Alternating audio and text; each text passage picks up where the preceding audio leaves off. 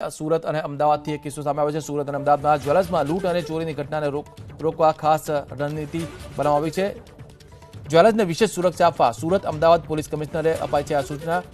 લૂંટને લઈને પોલીસે વધુ સતર્ક રહેવા માટેની સૂચના અપાઈ છે। સુરત અને અમદાવાદમાં જ્વેલર્સમાં લૂંટ અને ચોરીની ઘટનાઓને રોકવા માટે ખાસ રણનીતિ બનાવવામાં આવી છે। જ્વેલર્સને વિશેષ સુરક્ષા પણ આપવામાં આવશે। સુરત અને અમદાવાદ પોલીસ કમિશનરને આ સૂચના આપવામાં આવી છે। તો સુરત અને અમદાવાદમાં જ્વેલર્સમાં લૂંટ અને ચોરીની ઘટનાને રોકવા માટે ખાસ રણનીતિ બનાવવામાં આવી છે। જ્વેલર્સને વિશેષ સુરક્ષા આપવા સુરત અમદાવાદ પોલીસ કમિશનરને સૂચના આપવામાં આવી છે।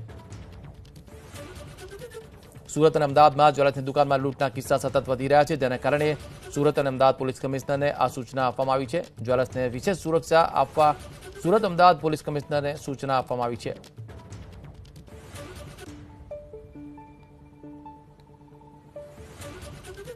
છેલ્લા 2 થી 3 દિવસથી અમદાવાદમાં પણ જ્વેલર્સને ત્યાં લૂંટની ઘટના બની હતી, ત્યારે સુરતમાં પણ તાજેતરમાં આ પ્રકારની ઘટના બની ચૂકી છે। અમદાવાદ અને સુરતની અંદર બનેલા બનાવોમાં મોટાભાગના આરોપીઓને પકડી પાડવામાં પોલીસ સફળ રહી છે અને અમદાવાદ શહેરના પોલીસ કમિશનર અને સુરતના પોલીસ કમિશનર ઉપરાંત આવી જેટલી જ્વેલર્સ શોપ છે એમાં એની વ્યવસ્થા માટે વિશેષ પ્રકારની ચિંતા થાય એનું પણ આયોજન કર્યું છે।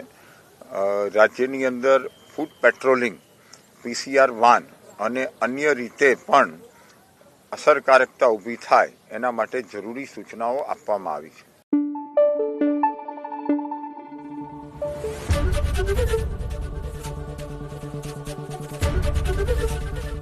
ABP અસ્મિતા, ગુજરાતની અસ્મિતા।